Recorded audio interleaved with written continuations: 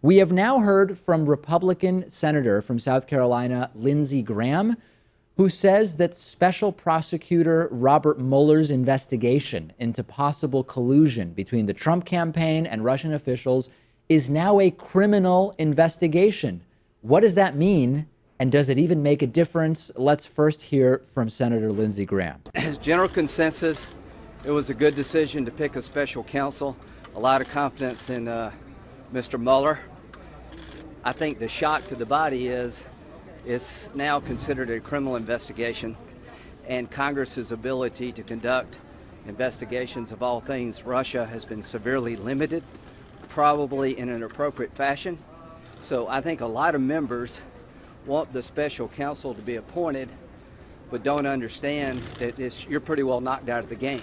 Oh, come on. There have probably been no crimes committed here, with some exceptions. If you missed that reference, last week we did that story about how Trump's lawyers said that there is absolutely no Russian income on Donald Trump's tax returns, with some exceptions, which is sort of like saying I've never killed anybody with some exceptions.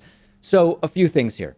First is that it always sort of was a criminal investigation. It was always potentially criminal. There's no real surprise there. So I actually don't know that the literal statement of this from Lindsey Graham actually changes anything materially. No, I just think that because Republicans are saying it, it becomes more significant. It's like how John McCain said this week that this scandal compares to Watergate in size and scale. Sure. Once you have these quotes, it appeals to people and it makes it appear as though there's a lot more going on. But this is relevant in a sense, which is now that the investigation that's going to be led by former FBI Director Robert Mueller as special prosecutor, now that it's going to be looking at crimes specifically, number one, that doesn't necessarily mean that one was committed, but there's another relevant factor, and we found out just an hour ago how relevant this is.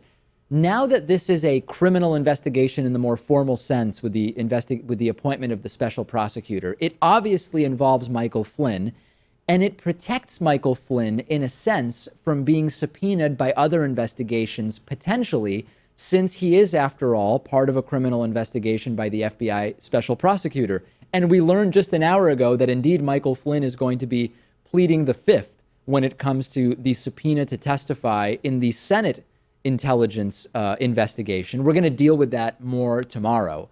So big picture, this doesn't really change anything because Lindsey Graham said it. But the other bit of news, which might actually sort of come to a head in the next couple of days, is that a White House advisor close to Donald Trump is now considered a person of interest in the Russia probe, and it is believed to be Donald Trump's son-in-law, Ivanka Trump's husband, Jared Kushner. The initial news, according to people familiar with the matter, was reported in the Washington Post, and it was, hey, someone who is close to the president is now a person of interest in this investigation.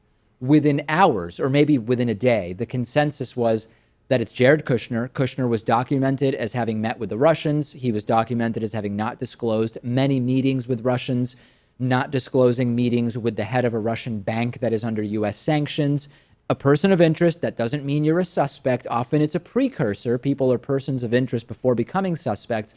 This is another sort of step closer to the current White House in terms of where the investigation is, and potentially huge. Yeah, that would be a big blow to the Trump White House because, of course, Jared Kushner follows Trump wherever he goes. He's in charge of these big tasks like solving peace in the Middle East and taking care of veterans affairs and government reform. We will follow it, and we will see if we ultimately get some kind of formal determination that indeed it is Jared Kushner. At this point, so many things up in the air. We will have to wait and see, at least on some of these issues.